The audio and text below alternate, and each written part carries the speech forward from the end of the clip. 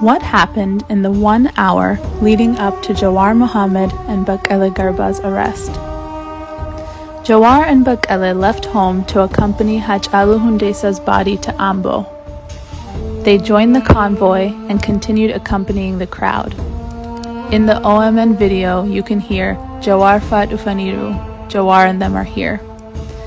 While the convoy is en route to Ambo, Shimalis Abdisa, Oromia Region President, and Takele Uma, Addis Ababa Mayor, made phone calls to the convoy announcing that Haj Alu Hundesa is going to be buried in Finfinne.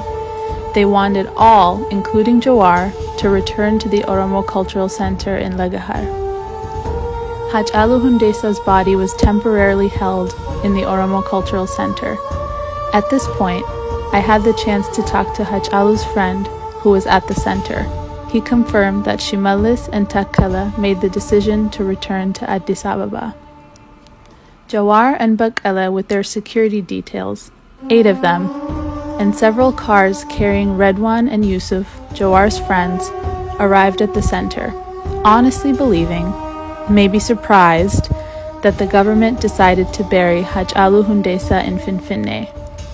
But they did not. Little did Jawar and Bakele know the government was setting them up. How?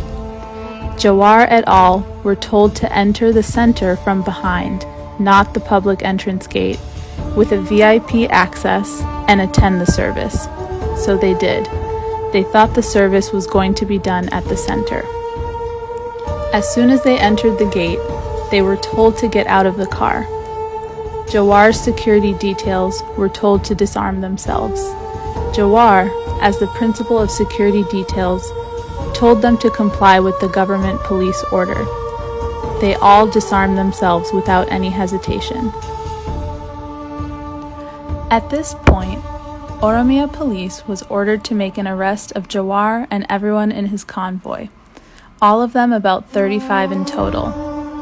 That includes Redwan Aman, Yusuf Bashir, Bakele's children Sami and Bontu, 8 security details, and other friends from Jawar's and Bakele's families.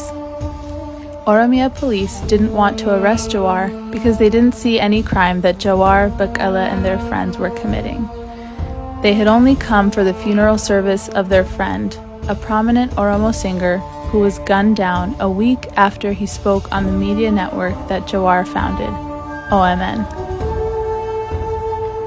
When Oromia police resisted the order to arrest Jawar, Abiy Ahmed personally ordered federal commandos to rush to the center in Lagahar to execute the arrest. Engagement between Oromia police and Abiy's federal commandos picked up and got heated. Jawar and Bakele didn't like the situation. They realized what was happening, and they realized the government's call to everyone to gather at the center was a setup. Both tried to cool everyone down and told them that they are ready to be arrested peacefully. At this point, I was in a 3-way phone call, DC, Texas, Finfinne, taking note of the situation. I tweeted, "Jawar is surrounded, not legally arrested." This is a moment when they were cooling down the escalating situation between Oromia police and Abiy's federal commando. Jawar and Bakele and their friends and family members all got picked by federal force and detained in different locations. Some more friends' cars who were far behind Jawar's car didn't get to the center's gate, so they were not arrested. Some of them shared with us what they saw. They saw multiple layers of armed government groups surrounding the center. Order and layers of siege where federal commando, federal police force, and military force in several trucks. Jawar and Bakele successfully cooled everyone around, armed and non-armed, and were peacefully arrested. The last word we heard on the phone was, "Nufutani kutajiru," they are taking us away. While or after Jawar and Bakele were being arrested, the government took Haj Alu Hundesa's body to Bishoftu Military Air Force compound, and from there he was flown to a spot called Homacha, a military compound near Gudar and Ambo, where the government has a bullet factory. This factory was established during military junta Mengistu Hailemariam. From Homacha, Hachalu's body was transferred to his parents' premises in Ambo.